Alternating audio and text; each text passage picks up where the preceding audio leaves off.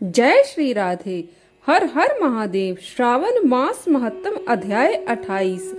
श्रावण मास महत्तम के अध्याय 27 में भगवान शिव ने ब्रह्मा पुत्र सनत कुमार को कर्क संक्रांति और सिंह संक्रांति में किए जाने वाले कृत्यों का वर्णन सुनाया। अब आज इस अध्याय में अगस्त जी को अर्घ्य प्रदान करने की विधि जानेंगे। तो चलिए शुरू करते हैं। भगवान शिव ने कहा, हे पुत्र, अब मैं तुम्हें अगस्त्य अर्घ विधि पूर्वक कहता हूँ। यह समस्त कामनाओं को पूर्ण करने वाली है। अगस्त के उदय से पूर्व समय का निर्धारण कर लें। अगर 7 रात्रियों का उदय हो तो 7 दिन पूर्व ही अर्घ्य देना शुरू कर दें। उसकी विधि निम्न प्रकार से है। प्रातः ही तिल स्नान के बाद सफेद कपड़े व माला पहन लें।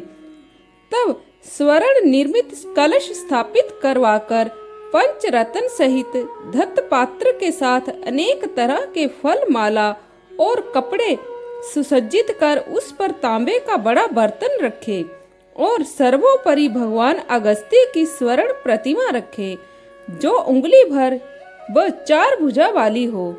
वह प्रतिमा मोटी लंबे हाथों वाली, जटावान, कमंडलधारी और शोभनीय शांत हो।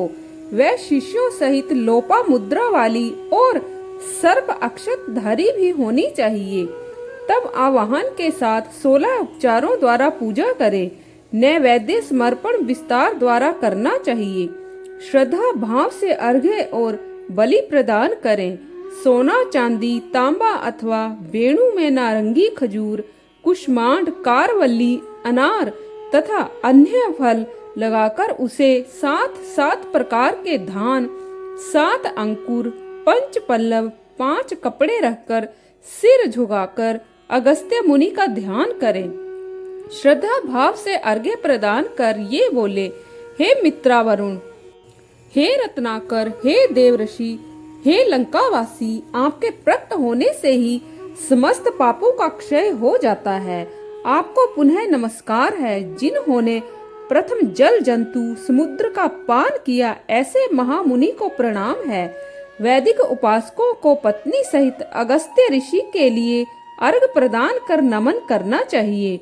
शूद्रों को पौराणिक मंत्र से प्रणाम करना चाहिए। हे महाभागिन, हे वरानने, हे लोपामुद्रे, हे महर्षि पत्नी, आप भी मेरा अर्घ ग्रहण करें। आहुतियां देने के लिए 1008 या 108 बार घी से अर्घ्य मंत्रों का उच्चारण कर होम के बाद विसर्जन करें। हे महर्षि अगस्त, मैंने आपका नियम और विधि के अनुसार अनुष्ठान किया है। आप यहाँ आकर समस्त कार्य सिद्धियां करके ही जाएं। आप पूजनीय हैं, आप महान हैं। इस तरह प्रतिमा का विसर्जन करें अथवा ब्राह्मण को दान कर दे। वेद वेदांग के ज्ञाता, दरिद्र तथा कुटुंबी ब्राह्मण का सच्चे हृदय से सम्मान करना चाहिए।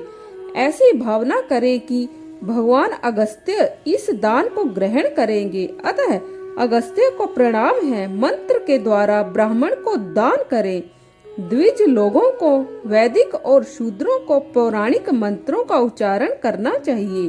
दान में स्वर्ण गाय, सींगों वाली, दुधारू वस्त्र युक्त चांदी के खुरों वाली, पीठ तांबे वाली, सफेद रंग की होनी चाहिए तथा दोहने के लिए कांसे का बर्तन दान में दें। शिव बोले, हे सनत कुमार, अगस्त्य नक्षत्र से पहले 7वें रोज ही दक्षिणा के साथ धेनु का दान करना चाहिए। इस तरह से निष्काम भाव 7 रात्रियों तक लगातार अर्घ्य दान देने से जन्म जन्मांतर के दुख और भय नष्ट हो जाते हैं। मनुष्य सकाम रूप से चक्रवर्ती सम्राट का पद पाता है।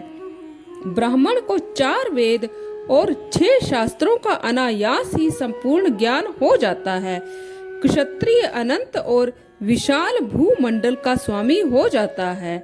उसे अतुल पशुधन भी प्राप्त होता है। शूद्र धनी और आरोग्य को प्राप्त करता है। स्त्री को पुत्र प्राप्ति और समृद्ध गृह मिलता है। अतः हे वत्स, इस सत्कार्य से विधवा को अति पुण्य मिलता है, कुंवारी कन्या को सुंदर वर और समृद्ध गृह प्राप्त होता है। दुखी प्राणियों को सुख मिलता है। जहाँ पर अगस्त्यार्चन होता है उस देश में अच्छी वर्षा होती है। वहाँ टिड्डे दल समाप्त हो जाते हैं और देशवासी निरोगी हो जाते हैं। निष्काम भाव से जीवन धारण करने वाले भी युक्ति पथ के सहभागी बन जाते हैं। इस प्रकार श्री स्कंद पुराण के अंतर्गत ईश्वर सनत कुमार संवाद में श्रावण मास महत्तम में अगस्त्य अर्घ्य विधि नामक 28वां अध्याय संपूर्ण हुआ। तो आज के लिए बस इतना ही। कल फिर आपसे भेंट होगी। तब तक के लिए हर हर महादेव।